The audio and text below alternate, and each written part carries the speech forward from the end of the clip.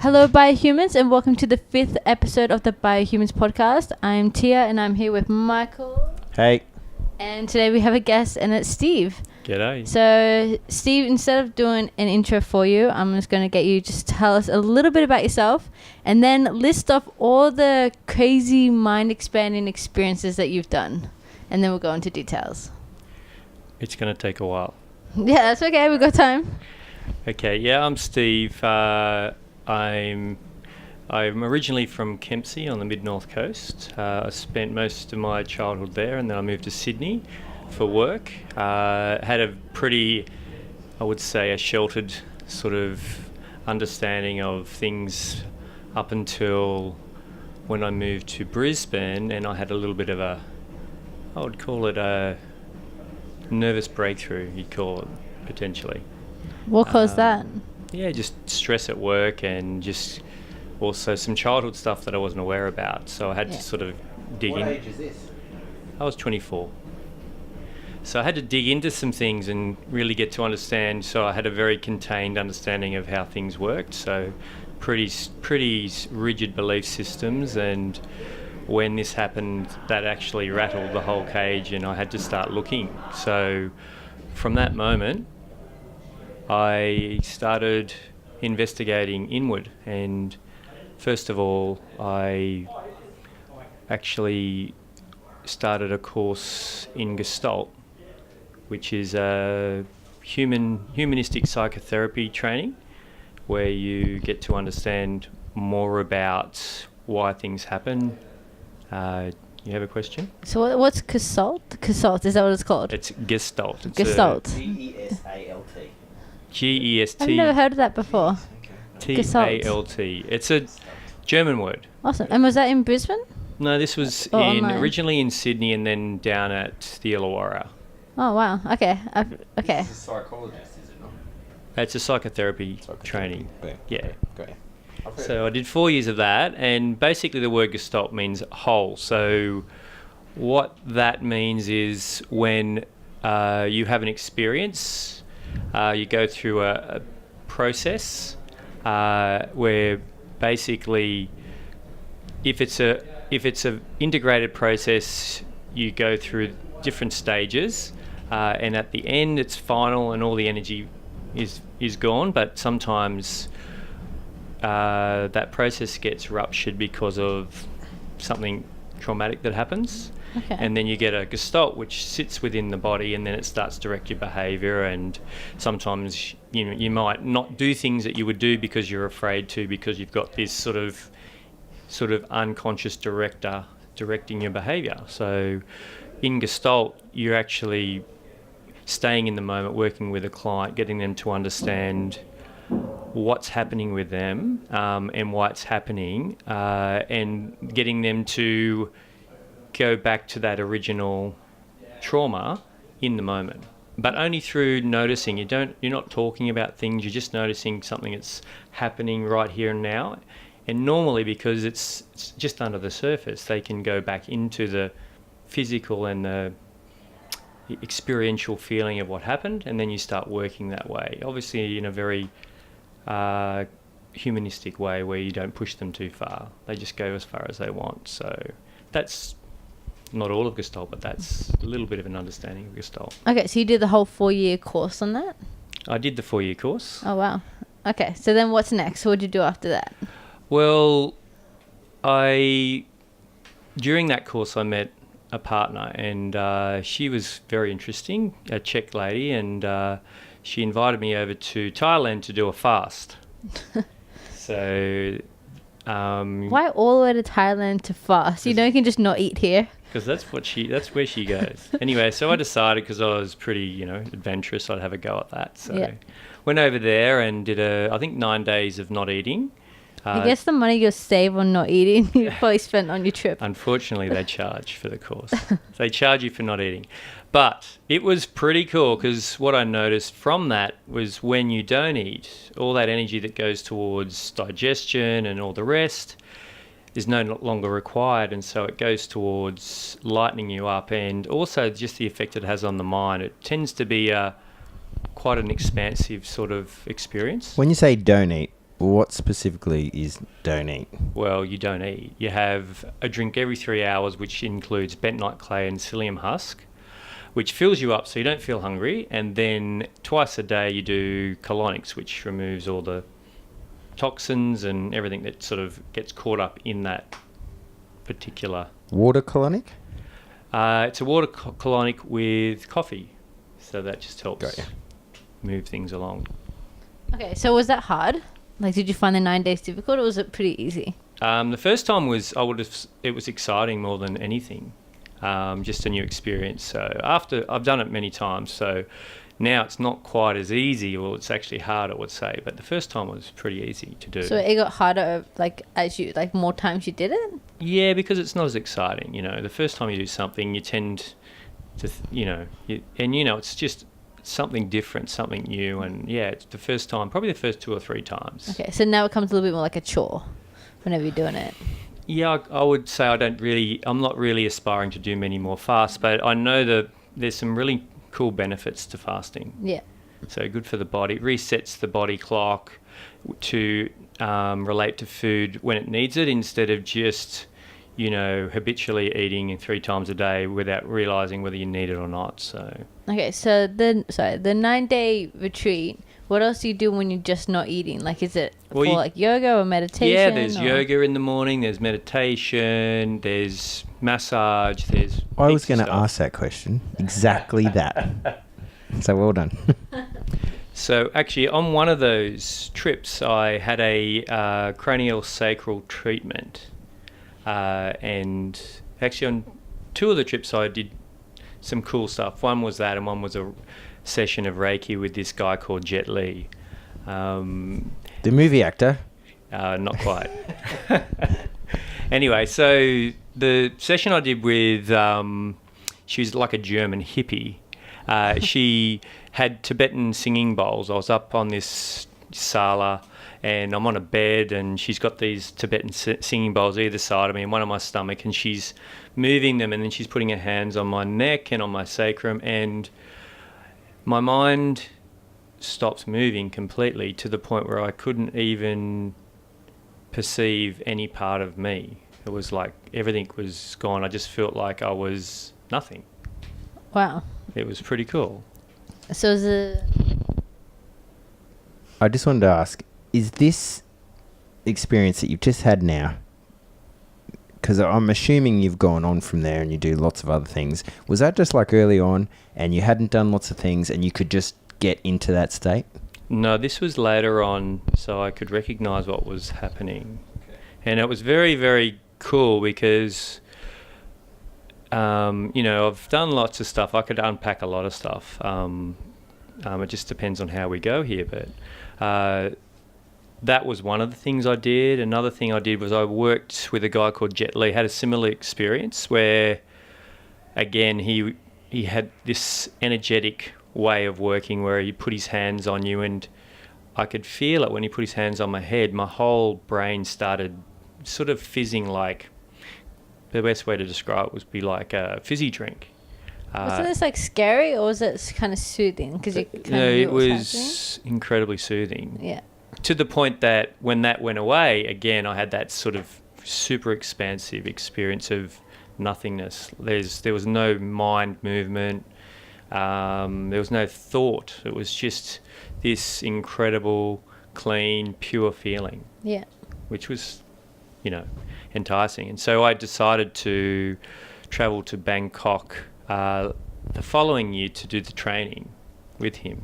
So it was called Tibetan chakra balancing, and he was formerly a monk. Yeah. Which he had this gift of healing, so he then left the cloth and started doing this instead.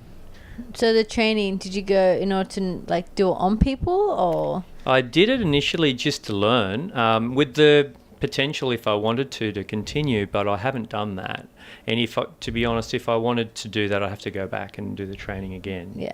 But what I got from it was, again, just a lot of understanding, and, it was just a cool experience. I lived with him in his house where he lived, and he I was basically, a guest. So I ate Thai food in the morning, we did the training, and every morning what I did notice was he would clean. He'd wash things down, he'd clean things, and I thought about that, and I thought, well, if you get a very clear and clean, open mind, I think if you really want to maintain that, you've got to maintain that. Like I sort of relate that to people who pray every day. So what do you mean by clean? Like cleaning physically or cleaning? Well, I think it's a sort of a metaphor for an intention-based thing. It's like if I clean my house every day, it's a metaphor for cleaning my mind. So I think it's a way of reminding him that this doesn't just come; it has to be earned over, and you have to practiced. Yeah, and you have to maintain it. Yeah. So I feel like then I was relating things to that's why people pray. That's because it's not like once you've got this amazing experience or sense of expansion that it's just going to stay there. It's not going to stay. What are you getting out of these expansive feelings? Oh, ultimately, what I'm getting is a better understanding of being compassionate towards humans, and also understanding that there's more going on than just what we think's going on. And you can see people like Donald Trump, who I see is really wanting to mine the world and take from the world, not really give to the world. So for me, I think the other thing that I learnt was there's a saying that says a man is not an island unto himself, which means that we're all connected, and through that connection, if I hurt you, I hurt me. So you have those sort of insights and understandings. I think you get softer the more you understand and the more you expand. So when you come back from doing these experiences, is it kind of weird to go back into reality and the normal everyday life? Yeah, sure, it's jarring. But generally speaking, I've done lots of stuff, so now it's sort of not really. I wouldn't say I'm a living example of it, and I think sometimes I'm lazy with it. But once you've had the experience, it's an embodied experience. So. Yeah. I've done some of these things, but not to the level that you have. I'm way back on it and only just sort of discovering this sort of stuff. And I want to get this things that you talk about, even though I probably don't understand because I haven't done it, so I don't really understand it. But I also don't want to abandon the life that we have. Can you mix them? Sure. Both? The thing is, I had a really big opening, and there was no drugs involved. Zero drugs involved. It was just That's not fun. Yeah, I just always felt that my mum was so sort of sensitive, it wouldn't have been a good thing to go there. Yeah. So, it was more of a conscious decision. So, the work that I'd done was more around, I did a couple of 9-day workshops. One was called SAT, which is called Seekers After Truth. And it was based on a 9-pointed diagram, which is based on the personality, and everyone has a skewing towards one of those points. It presents in a way that you have these tendencies within this 9 points. Everyone has all of those 9 points in them, but they tend to fixate more towards one of the 9 points. And the gentleman who created the program is a Chilean psychiatrist called Claudio Naranjo. He's still alive now, and he's still running the courses, and there's different levels. But I did mine many, many, many years ago, and what you do is over the 9 days is you don't drink, there's no, you don't mingle in a sexual way with women. It's sort of it's just a pure event, and you're pretty much contained within the environment. So what it does over the 9 days, you actually talk about the different 9 points, and then you try to work out which one you are. They don't tell you, but you have to write a 3-page autobiography before you go there that you give them to the trainers. These people were from Spain, they were from Brazil, and they were trained psychologists and psychiatrists, and they'd be speaking Spanish. They could. That's where I met Renata, Czech woman actually, and They weren't supposed to date on this thing. it happened What after. is this? It was quite an interesting experience actually. By the end of it, I completely knew which type I was. So did they know what one you were before Pretty you went much. there? They knew because they've read your autobiography and they're experts. So Yeah. they can pretty much, because what you write sort of presents in a way that they can tell the flavour of your personality type. Yeah. But they don't tell you. You have to work it out. And is it like, would they say like these two personality types would go well together? No, they didn't talk about that. It was Okay. more of a spiritual thing. And what happened was, once you were able to work out your type, you disengage and then some crazy stuff happens. Okay, so what's your type? I'm a 3. What does that mean? Well, if you read... Does that mean you're like a really like... Well, if you devil read the person? Enneagram and read what a 3 is, you'll know what a 3 is. Okay. So, What are the but crazy things? the whole idea... Okay, he wants to know. I want to know the crazy things. Well, it was just more of a release than anything else. You know, when we get sort of caught up in personality structure, it's like fixed. It's very sort of linear and it's very contained thinking and it's safe and it's what we do. However, when we sort of have those release moments, I don't know, sometimes if you're making love or if the day of your wedding where everything releases and you feel completely open. Like an epiphany. Something like that.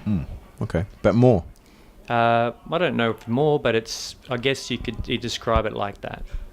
And I had a moment where I was in the surf after we'd finished, because we'd finished and I was having a swim with Renata, Yeah, you were. and her sister, Eva. And they were very, very lovely ladies, and we were just swimming, and I was just noticing how everything felt like it was moving. So there was I wasn't looking and seeing the surf, I wasn't looking and seeing the mountain, I wasn't actually naming anything, it was just happening. And it felt amazing. So it was, I can still, I can recall it, I'm not saying I'm feeling it now, but you feel the remnants when you describe it. Do these sort of experiences then just make life better Not for you? I mean, Not necessarily. Oh, okay, explain. Well, at the time, because the one thing, I guess I've done a little bit of Buddhist philosophy, and the one thing that in Buddhist philosophy is that if you're take the middle way, that's neither being attracted to something or being repulsed by something. Normally what we like to do is if we have something that feels nice, we want to hang on to that. But when it goes, because that's the nature of things, then we feel pain and suffering. So in some ways, yes, it's incredible when you have this type of experience, but then you've had it.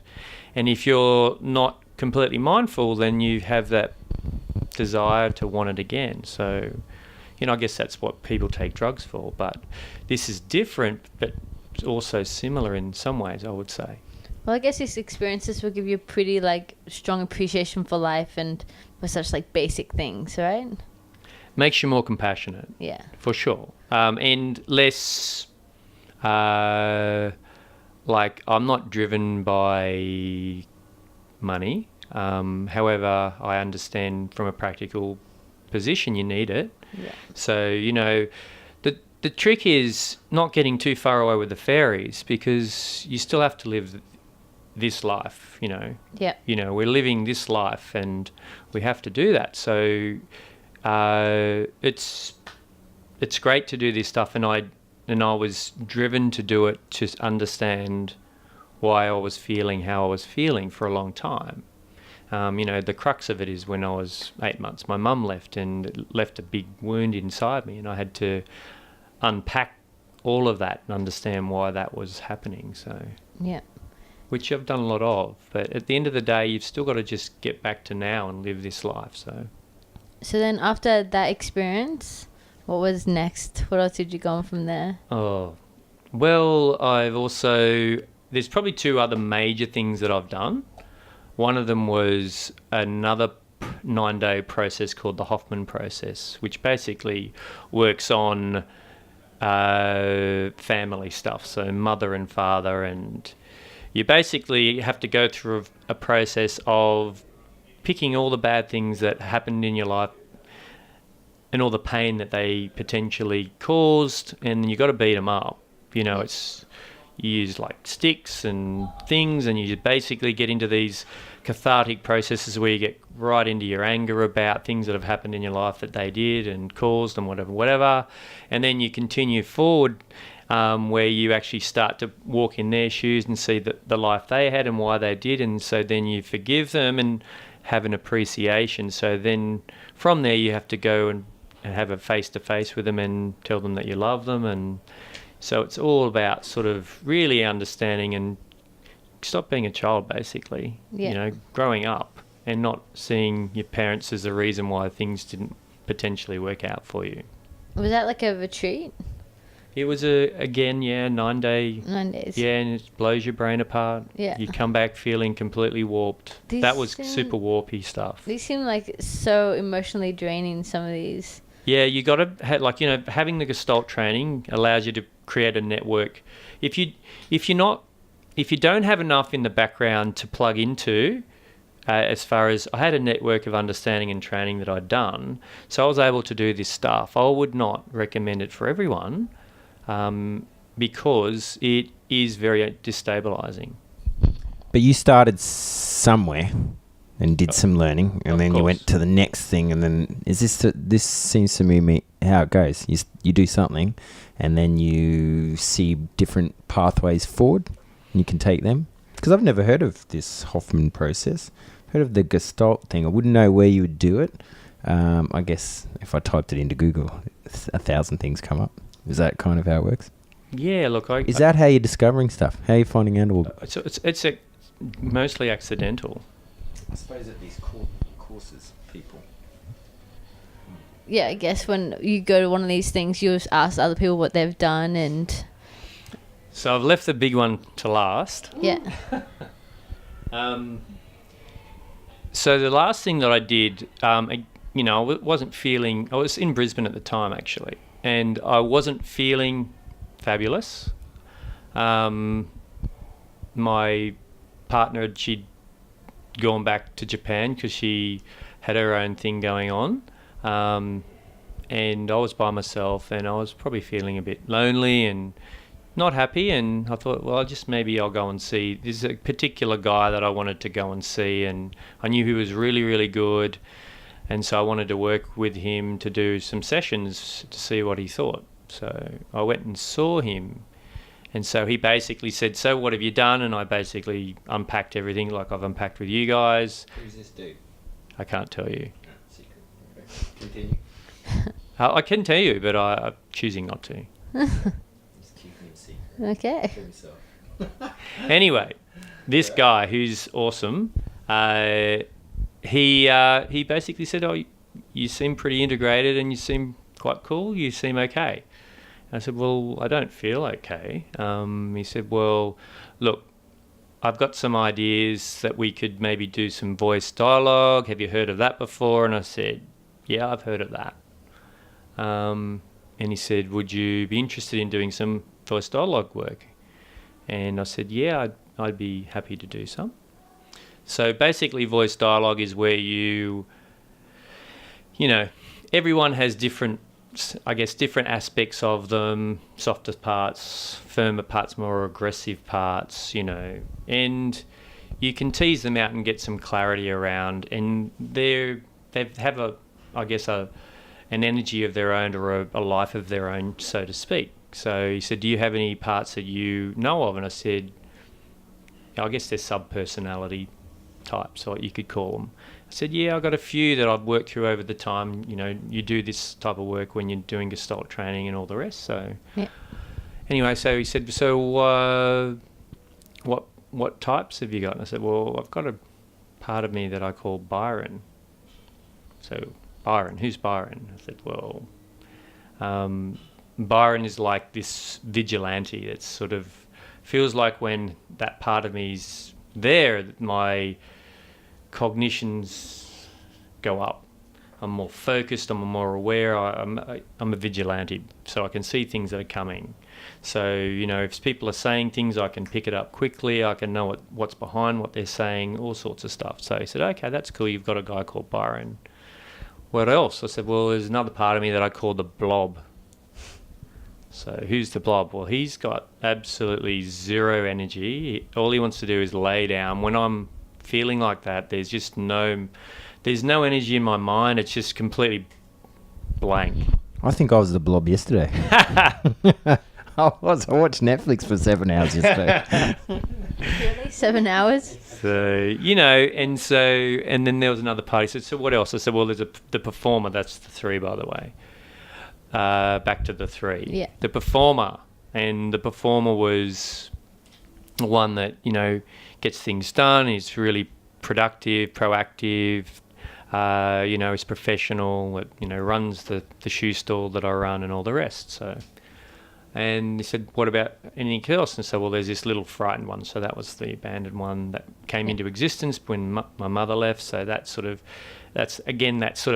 Gestalt that hadn't been complete. So if we sort of tie it back to the training, so I can understand why that part was there. And he said, okay, so you've got all those parts, and there's obviously Steve, which contains all of those parts, but you've got separate elements within your psychology. You said, so you can tease those parts out. I said, yeah, I'm pretty comfortable. I can do that. So, okay, I want to have a discussion with you. And what I'll do is I'll stand here and I'll call out one of the parts, and you be anywhere in the room that you want to have the dialogue with me out of that part. Wow, it sounds like a movie. So anyway, I'm going to swear in a second. So is that okay? Yeah. Yeah. It's not too much. We do a cash register noise. No, we don't. No, just swear. So it's not too crass. No, that's okay. Anyway, so he stands in a particular part of the room and he says, I want to have a chat to Byron. So I march right up to his face and I say, I'm fucking watching you. Jeez. It was like this energy was so clear and clean, and he was startled. And then he just I started... can feel it right now. Yeah, and he started dialoguing. So he wanted to know, okay, who is Byron? I said, well, you know, and I told him I'm the guy who looks after Steve. I got his back. No one can fuck with him. I'll make sure that he's okay. So we've had that discussion, and I could feel it in my body. It was purely right there. There was nothing else. It was just that part of me.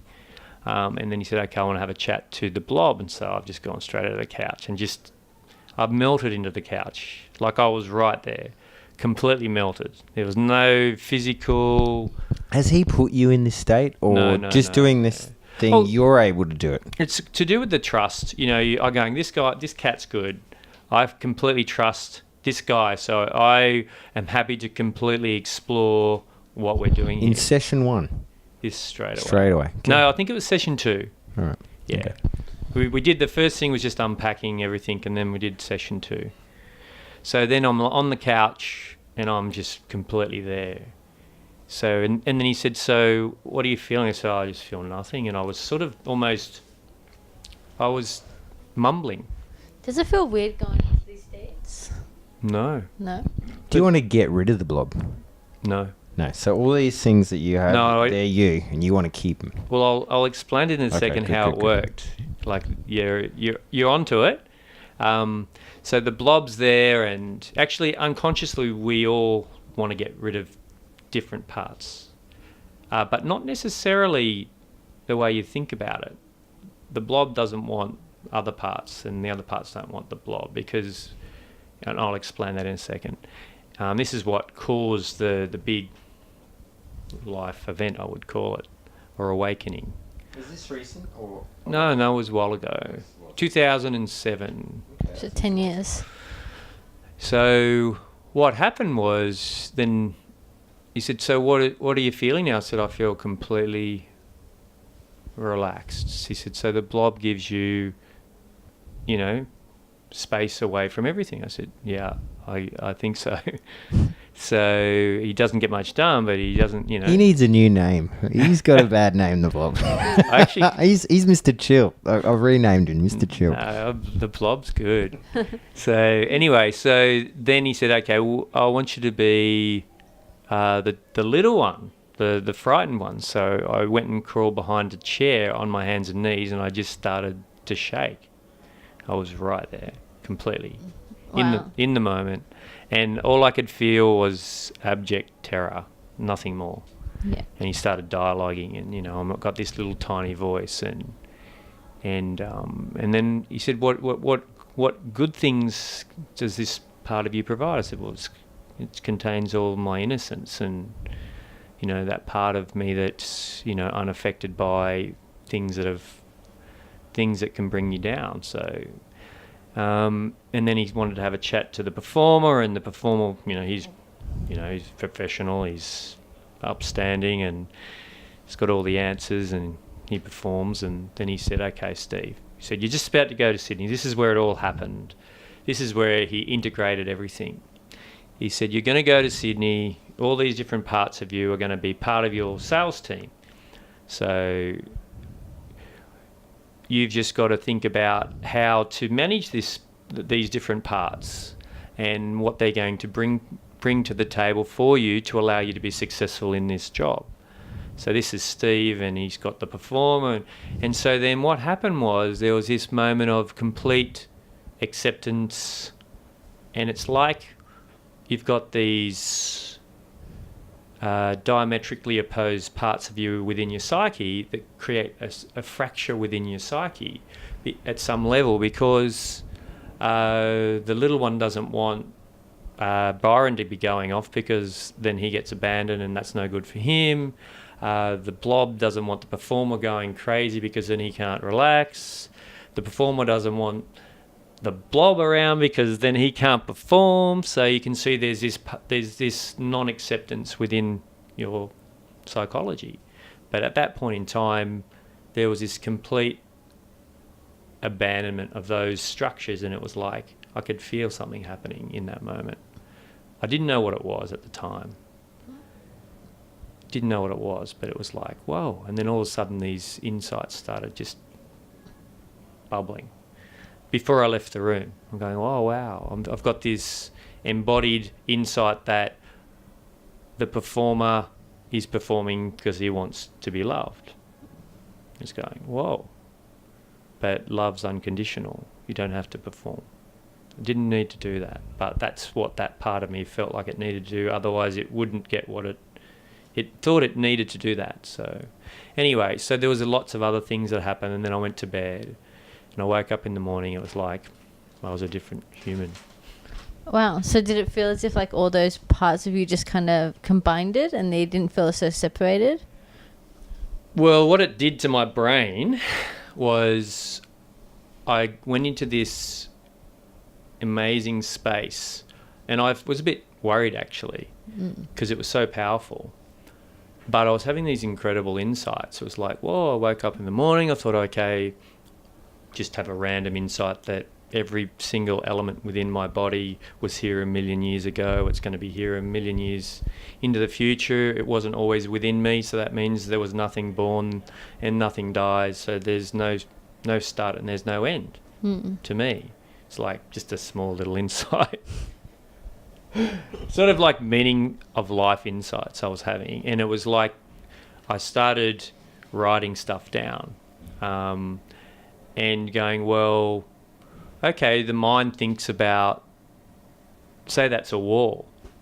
Well, if I don't name it a wall, if I don't name it anything, then there's nowhere to anchor myself against that. Because if I call that a wall, then I'm separate from that, which means that I'm separate. Whereas if I don't name it anything, and I don't name anything, then, and I was having this experience of feeling this as well. It wasn't just having a, cognitive sort of intellectual sort of thought about it. It was actually occurring. It's like, whoa, I'm not separate to anything. Where does this stuff take you though? Like, when you're describing this stuff now, I'm thinking to myself, yes, I'm loving this, but it's something that I'm not thinking of much. And it seems like you're further down the road than where I am. Don't know about Tia. Do you think this stuff ever? Oh no, this is like, I'm trying to force myself to meditate at the moment for 10 minutes a day. I'm like way at the beginning. Yeah, we're at the beginning. So it's like, all right, where does... You've gone down this road. What are you getting out of all this? I didn't mean for this to happen, by the way. This is just something that happened. And then I had this experience, and then it's like, whoa.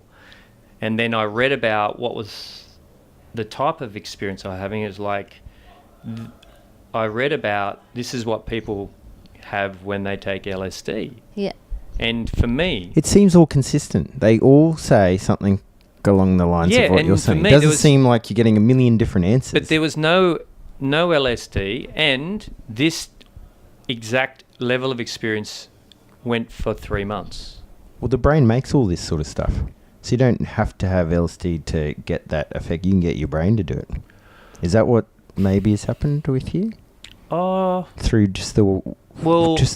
maybe these insights, and you've done something to your brain's produced these chemicals, and you're getting this stuff. Well, obviously there's a chemical process that's occurring, but I spoke to my, I guess, spiritual guide, and I said, look, this is what's going on. I'm feeling a little bit on the edge of all of this, and he said, you're fine. I said, I feel fine. I feel quite, like I'm becoming enlightened, basically, is what I felt. However, he said, you're having an awakening. This is fine. This is normal. You're okay. Can I just ask, because I hear this a little bit. My wife's actually a bit further on than where I am, and she's starting to talk at you, but hasn't done the things that you've done. But what's this enlightenment thing? What's the go with it? I don't even know. I've never asked the question. What's the go with it? Yeah, what's the go with it? Oh, look, if you were going to try to describe what it is, I guess you'd say that it doesn't really matter whatever happens, you don't get pulled around. Like I guess it's a complete sense of being at ease all the time. Yeah. No matter what happens, something bad happens, you're at ease. Something good happens, you're at ease. You're not getting drawn towards anything. You're not repulsing anything. You're just experiencing it as a set of conditions that are occurring right here, right now. And you're not getting pulled around. You're not in the sea of conditions where, something happens, you get drawn towards this way, or something else happens, you get drawn towards that way. You're giving yourself space, or there's a space between what's happening around you and the decisions you make from that. I don't know. That's something like what. I like that. Sorry. So this guy that we're not naming, that you went to go see for this experience, how many times did you go to him? 3. 3. And you didn't need him after that? No, he hugged me and he was crying and he said, that's amazing. So is this, I guess, then this would have been a pretty rare situation for him to go through with you as well? Yeah, but I guess I'd done so much in the background that it sort of was almost like in preparation for working with this guy. Yeah. Just to let you know, like, I'm in this space where I'm seeing all of this. The next week I'm travelling down to Sydney to go and work. Yeah. I started a job in this space, and I took that store from $1.3 million to $2.3 million in 3 years, and it got from 1 million to 1.3 in 5 years. The previous 5 years, it gained 300,000, and in the next 3 years, it gained $1 million. And do you put all this down to kind of how you were mentally at that time, and like your energy and more skill peace? as well. I was pretty skillful at the job, but I think it also had to do with creating a really inclusive environment where, I wrote some really cool stuff. They wanted to know after the first year how I could get such a result, because the store just blew up when I went there. So I did a presentation at one of the conferences, and they said, and I called it Putting the Fizz in Biz, fully integrated service strategy. And also they said, so one of the biggest issues I have is staffing. Can never keep them. Yeah. And I said, so what do you do? He said, well, I give them budgets, and then the ones that are doing better, then we give them more shifts. I said, no. And I said, so then I tell them the shifts that I want them to work. I said, no. I said, what you do is you give them a week and you say, how many shifts do you want to do in a week? Okay, you've got your commercial outcomes you need to get to. So you plug in the right level of staff to achieve that. But you basically ask them how many shifts do they want, when do they want to work, and you give them that. And then they like their job because this is their secondary focus, not their primary focus. And their primary focus is their uni, and they don't want to come to work feeling like they're getting flogged. So the paradox is you actually get better outcomes by actually pandering to them and not being, so egoic and telling them what you want. I've learnt this unconsciously. So you ask your staff what they want, and then you program around that. I guess if someone says that this is what they want, it's harder for them to complain because it's their decision. Well, it just means they're happy. Yeah. It's like, oh, I've got a job that pays me. And what tends to happen is, and the other thing that I did, because as part of my Gestalt course, is we had a guy who came, he was a Swedish guy. No, he's an Irish guy who was living in Sweden, and we did a whole workshop on how to create a real team. Yeah. And I had a guy who was, by the way, getting to that point of starting that store from the beginning, it was completely corrupt when I walked through the door. And I had to rebuild the whole from the ground up. Yeah. And this particular guy, he was incredibly disruptive. And I said to this Irish professor, I said, well, to get the right team, I should just move this guy on. And he said, no. He said, he is part of your team. I said, you move that guy on, someone takes his place. That's what dynamics happens with a normal dynamic. Someone fills the void, and you'll end up with the same system. So you just have to invite everyone to do what you want them to do, and keep pointing at it, and then eventually people will leave if they don't fit within that system. But don't move them on because you haven't fixed the problem. So I learned a lot from that. So I said, you're here, mate. And he said, this is the store. I want you to work here. I want you to be like this. And, he felt initially that he had me, in a corner because I didn't have enough staff. But when I hired enough people to reduce his hours, which I did, I got a text message. And his text message says, where have all my shifts gone? But he said it in a more colourful language. And I didn't reply. And then within 5 minutes, he'd quit. This is how I do stuff. The universe has taught me how to, I don't know, it sounds as though it works for you. Oh, it works. Yeah. No, this is how I approach stuff. Absolutely. Well, how much money and effort and time does it take to train someone? Why would you bother being, petty about, sometimes people bring things to your business and they're not perfect, but they bring things to your business, and if it fits within the scheme of things, then you just don't look at the stuff that you don't particularly like. No, I'm loving this. That's exactly. But it took me a long time to just unconsciously get to that. Of course. Oh, good. So you've met a lot of people in all these experiences. So what type of people do you usually find do this type of stuff? Is it more businessmen, or is it a lot of people assume it's just hippie spiritual people? No, you can meet some really high level people. I've met lots of interesting people, people who are a little bit burnt out sometimes and just need to get away and to just, to start again, as in, doing the fasting.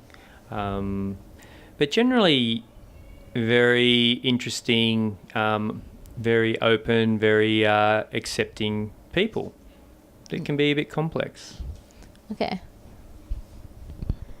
So your silent retreat that you're going on the weekend. So this is a 9-day one as well? Oh, I'm doing 10 days. 10 days. Yeah, I fly out on Sunday. So what made you decide to go to another silent retreat? I need to slow my brain down. So you feel like everything's going... How long's it been since your last retreat? 12 months. 12 months. So is this usually like a yearly thing? Yeah, it depends, but yeah, at the moment it's been around about. Where do you do this? Is it Sydney? I'm going to Tibet, which is a mountain monastery in Chiang Mai in northern Thailand, and you can do anywhere between say 10 to 21 days. So 10's the minimum.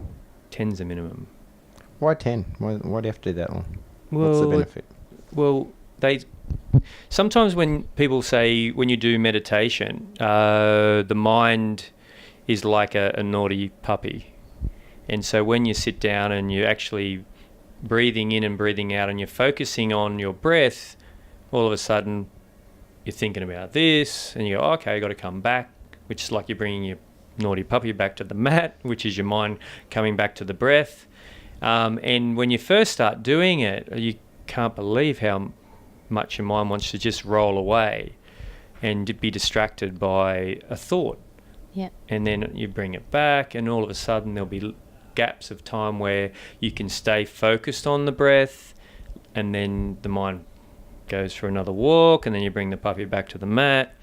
And to be honest, to really get a decent level of appreciation of slowing the brain right down, I think 10 days is a good amount of time.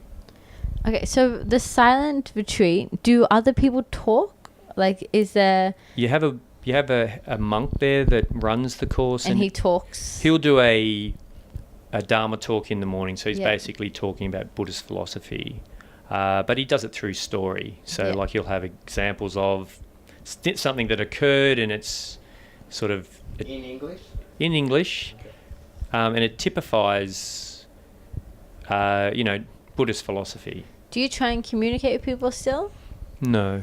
Is this like a set, like, start and end date thing, or is it everyone just kind of comes in and out? In and out, in and out. Like their own It's schedule, just in own and out, time? in and out, in and out, yeah. Yeah. Each day is the same. Each day is the same, except he gives you, because you have a meeting with him for about 10 minutes each day, and then he gives you instructions on what he wants you to do for the following day as far as the meditation. All right, from now on, we're going to practice silent meditation. I'm going to be the monk, and we're going to have a meeting where you're not allowed to talk. This sounds fabulous. We can bring this back into the gym. What do you think? I don't think I can go 10 days without talking. I don't think I can go a day. It'll be hard. I think when you're in this, if you're actually in it, then it's not that hard. I feel like if I was there, I'll try and make people laugh or like trick them into talking, just out of like my own personal entertainment. No, you wouldn't, because you're in with everyone else who wants to do the same thing, isn't it? Probably. All right, so you've got there day one. Day one's no problem. Day two, does it get tough? Is there a tough bit? Yeah, look, it can get tough, and you can't really know because, this one, it's sort of like cold turkey. I haven't really been doing much meditation recently, so when I go, I'm sure there's going to be a little bit of a challenge just to quieten the mind down, but, hopefully by day 10, I'm at a nice spot, So, in the time when he's talking about Buddha, you're paying attention to him, and then you have meditation periods throughout the day? Yeah. Is that how it works? Well, you wake up at about 4:30. You go up and listen to him for an hour from 5 to 6. Then you go and have a shower. Then you come up and have a bell goes. You have breakfast, and then you start your day of meditation. You get through till about 12, and then you have some lunch, and then you have a meeting with him for about 5 minutes. He tells you what he wants you to do from there for the next day. Then you continue meditating towards the evening. Then you do about an hour of chanting in the evening, and then you do more So the chanting, you're like talking? Yeah, you're talking. Okay. And then you do another round of meditation before bed, and then you go to bed, and then you just do it all again. Wow. What sort of environment are we talking about? It's on the downside of a mountain in the bush with birds and Tropical rainforest. kind of close Okay. enough to that. Okay. Are you inside all the time, or you're out everywhere? Well, the thing is, they're not too strict. Like, they've got a meditation sala where you can do it, or meditation hall. And they've got another meditation hall, a smaller one, if you want to do it in that. Or if you want to do it in your room, you can do it in your room. But you can't leave the area, like the meditation area, as far as where you're staying. What sort of cost are we talking about? To do 10 days of this, if you add it up, every expense for what you do, what are you looking at? Ballpark. Including airfares? Yep, everything. Well, because I booked my flight 8 months ago. Which I would always do, because you got to prepare for these things. I would say if I wanted to, it would cost me less than, including flights, everything, less than $600. Wow. They're not charging you a lot when you get there. You don't have to give them anything, but you it's do. donation thing. It's by donation. Okay, that's interesting, because Ellie tells me so she's looking at going to one up at Gympie, and they do it by donation. What do you give, or is that like a secret? Well, it's up to you. Like, you can give $100, you can give $200, you can give $300. Well, didn't we eat all their food for 10 days? You ate all their food? No, I didn't make it. I didn't have to make it. You didn't have to make it.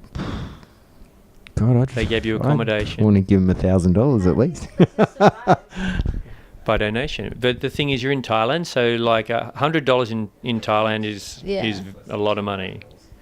Okay, so you just look for like really cheap flights, and then do you pre-book these places, or do you rock up on the front door and say, "No, I'm coming in"? You have to pre-book, because it's popular, and you just send them an email and said, "Oh, I'd like to go on this day and leave on this day," and they just reply generally and say, "We've booked you in, so you've got to arrive before 2 o'clock on the preceding day to start." I'm gathering it's not like a tourist hotel type experience, but if you've never done it before, you can just do what you just said and turn up, and they just run you all through it. Yeah, that's right. Okay, so what's the longest silent retreat you've done? Have you done 21 days? I've done 18 days. Was that tough to get to 18? It gets easier. Just becomes like, this is what I do. Like normal. Yeah. Yeah. Okay, it'd be good if they had something less than 10 days. Look. I feel like 10 days. Do like 2 days. There's plenty of places you can go that you could do less than 10 days. And, you can even just do like a starter thing, which might be like a weekend, or just try it and see if you like it. Yeah, right now I'm trying to get through 10 minutes. I'm getting better, because now I'm starting to get through because I do like the guided meditation, and like within 10 minutes it starts to go so quick now. Yeah. I'm not falling asleep all the time, but it goes quick. So I think that means does that mean it's getting better if it seems quicker? It means you're probably not thinking as much. Yeah. So you're in the moment with what's happening. And that's a good thing? Oh, what do you think? I think so. Okay, so one of the biggest problems with meditation is that the mind wanders constantly. No, that's actually a good thing. Letting the mind wander? That's meditating. But then I'm just like, I'm overthinking. No, you know that the mind is wandering. Yeah. Okay, so it's meditation. You could even just say this. Meditation is focusing on a meditation object. Yeah. So breathing in, breathing out. And then when you know your mind's wandering, you say thinking, which disengages you from the thinking and brings you back to the breath. Breathing in, breathing out. Breathing in, breathing out. Thinking. Come back to the breath. Yeah, I count. And then I notice, like, I'll like come back to my counting. But don't think again. It's a bad thing that you're thinking, because even the best, most serene meditators will still be thinking. Yeah. And then they come back to the breath. The gaps just get bigger, that's all. Okay. That makes you feel a bit better about it. It's not a competition. I think you've already said some things, but what are you getting out of doing these silent retreats? I think, to be honest, it generally makes you a better human, I would have thought. Would you recommend them to people? Yeah, definitely. Yeah. It makes you a better human, there's no doubt. So you feel when you come back as if you just, like, had a bath. You say compassionate. Yeah, that's probably the word.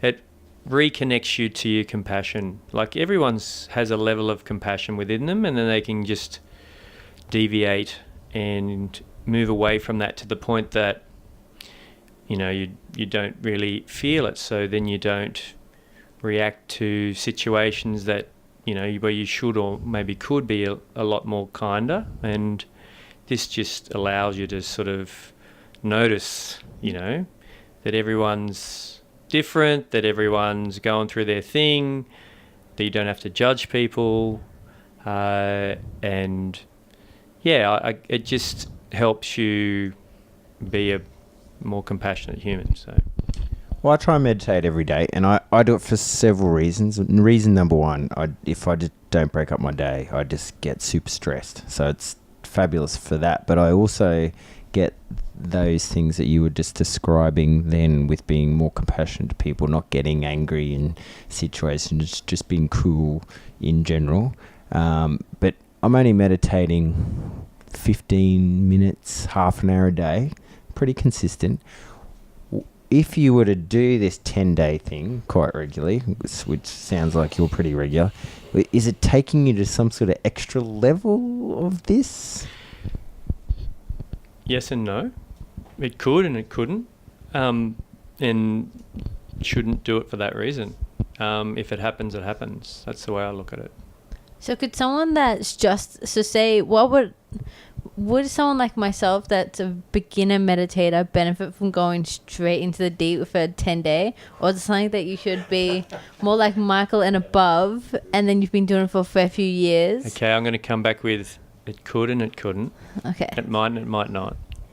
And it could and it couldn't. Who knows? Yeah. What happens if I'm doing the 10-day meditation and by end of day 2, I'm just going mental? Does this happen? That's probably a good thing. But now I want to leave. I can't take it anymore. I want to leave. Well, you have a choice. You either stay or you leave. Okay. All right. You've made it every time. Yeah. Yeah. Okay. Because I've done some longer meditation, say 2 hours, and bits of it, I'm just really doing it tough, and I just think to myself, I want to stop, but then I don't, and then I sort of get out of that state. And then when you finish, and what you're I guess experiencing is that every experience or every phenomena has a beginning and an end moment. So you had this beginning moment of complete feeling really, distracted and, frustrated, and then it finished. So, it doesn't, at the time it feels like it could go on forever, but the reality is that it won't. Yeah. But I get just a physical sensation as well. Of course, because you're feeling my body starts to feel not very good. What happens when your mind says to you, run fast? Okay, so is there any other experiences that you want to try and... ayahuasca. You said that he's done ayahuasca. No, I don't think he has. I think I was mistaken. Oh, look, You big liar. doesn't matter. I can talk about it though. Good. Let's hear it. Well, I haven't had ayahuasca, but I dated a Brazilian girl who was part of a religion that did ayahuasca. And the point is that when we met, there was a big difference in age, but when we looked at each other, there was... What do you mean by a big difference in age? Yeah, it was 15 years. Okay, that's fine. She was 24 and I was heading towards 40. Yeah. And I had no intention on dating her, but we looked at each other and there was this like recognition just looking at each other. And she was like a very wise old soul, and because of everything that I'd done, we connected. So I guess we were connecting at a level of consciousness that it's like there's no need for words.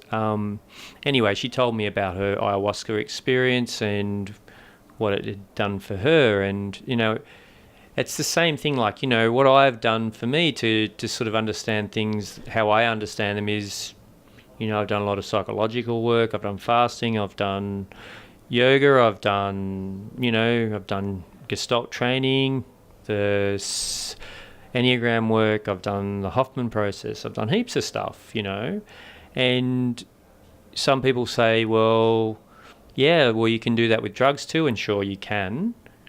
But sometimes if you haven't built up enough ground to hold those experiences in, it can send you mad. So, for her, she was obviously okay with it. And, what it does do to you, it makes you understand things and think on, multiple levels. You don't think in a very linear way. You're gathering information from multiple levels all the time when you're understanding things. And so when I talk to her, there's a lot of unspoken stuff that we're both experiencing, which creates a level of connection. So, yeah, it's all very interesting. And it's hard to say because you've experienced something and T and I haven't. So how do you bridge the gap? Well, when I say that to you, does it make you feel... I did actually before when you were saying stuff. I could feel it. Yeah. Well, what I get is that, when I had the big opening, to a point where, you know how people say that they're very empathic and yep. they're feelers and, My wife is this. Definitely. Well, I don't think I was that naturally, but after I had this experience, I had some incredible moments in time. Like I was standing and this woman walked past me and I felt unwell and dizzy. And I looked over and I could tell she was an ice addict. Going, if I'm separate, how can I be having that experience? If I've got some open channels where I'm absorbing some of her energy and I'm feeling that, that's where intuition comes from, where you can have an intuitive response based on having more things open than just sort of trying to think it out. My wife says exactly the same stuff that you're saying right now. Exactly the same experiences. Right. I don't get this. Do you get this? No, so do you think that this is something that's all ingrained in us naturally, but because of like society and the way we've evolved, we've kind of distanced ourselves? Or do you think this is something we're growing closer towards? I think it's available to anyone. Yeah. That's what she says all the time.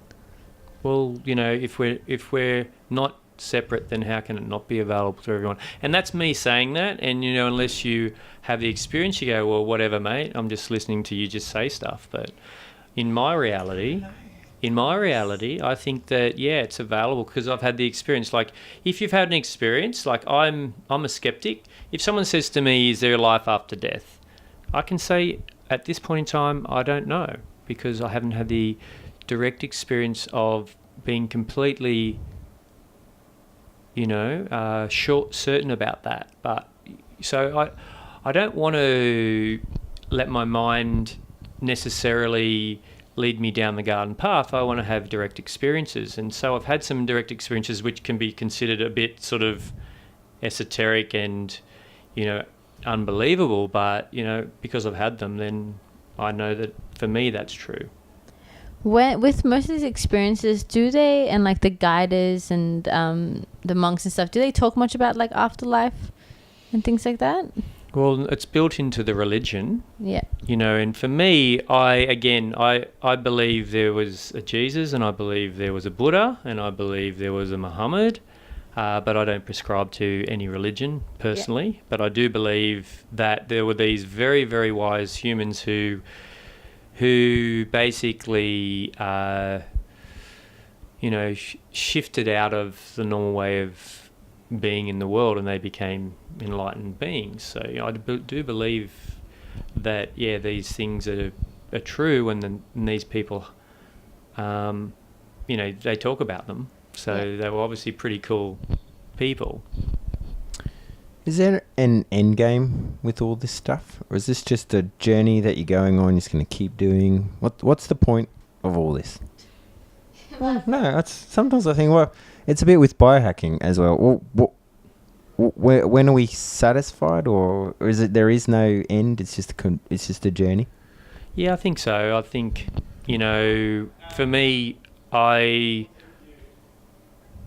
think initially you're actually chasing something because you want, and I guess we don't want to suffer. I guess at the end of the day, it's pretty simple. No one wants to feel pain. My wife always says she's searching for something. She doesn't know what, but she's searching. Yeah, no, I don't think that's a problem, by the way. But for me, it's like it's happening. You know, you don't necessarily have to have an end game, or you don't necessarily have to have a goal. I think if you are naturally drawn towards it, then it's happening. So do you think it's like particular personality traits that are drawn towards this type of stuff? Like, do you see a consistency in the people that you meet? No, I think it's any personality trait will be drawn to it. Yeah. I think it's just sometimes it's just circumstantial. Yeah. You know, like I imagine if my and I don't know for sure, but if my mother didn't leave when I was 8 months old, I wouldn't be having this conversation with you right now. Yeah. So maybe that was the genesis for my, the healing, the need to heal, to be able to then, and this has happened as a byproduct of getting more aware and awake, I could say, as a byproduct to find an answer for the suffering, I guess you'd say. Yeah. I wonder if like everyone, if it was like a thing where everyone had to go do a retreat every year, how much more relaxed everyone would be. Because even just like this conversation has just made me a lot more relaxed, I guess. Sure. So it'd be interesting to see if more people actually get into this over time. I think there's something deep about the truth, and when you talk about it, from a physiological point, things just settle down. Might it be also fair to say that you should only do this stuff perhaps when you're ready to do it? Like you can't, I don't think you can force someone to do a meditation or a silent retreat or whatnot. You shouldn't force anyone to do anything, to be honest. No, that's what I mean. You shouldn't force anyone to do anything. One thing that I've learned is that, okay, I must say, when I had these experiences, then I'm thinking, wow, I want to help people. You can't force yourself or your thoughts or your opinions, even if you get a lot of benefit from what's happening.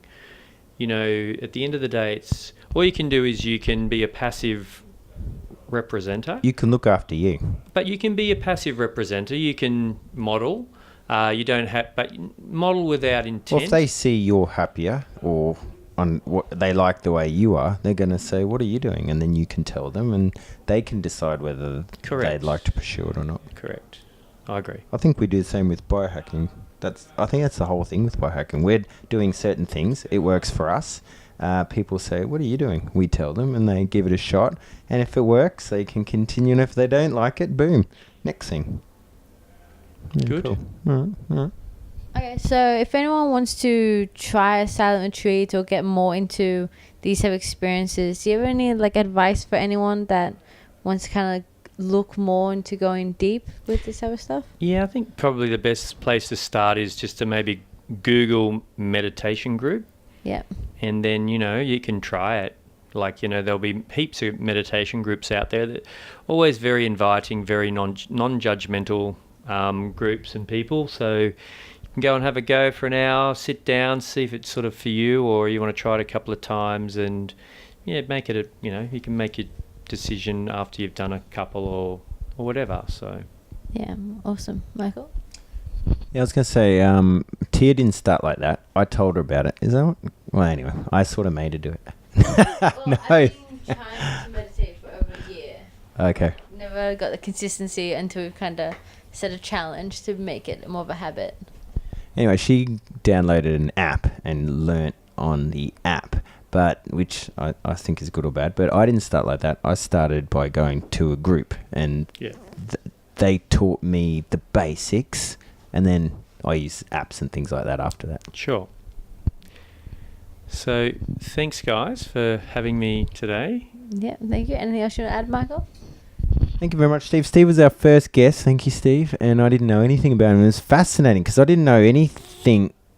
I've been thinking of the sexier type stuff, the drug stuff that's sort of out there in the world that we work in. And I hadn't thought too much about just doing it yourself without any extra aids and whatnot, even though we sort of do. So that was just fascinating just to learn all of that and where you've gone. So thanks for chatting. My pleasure. Thank you. Awesome. And it makes me want to meditate a lot more. Thanks.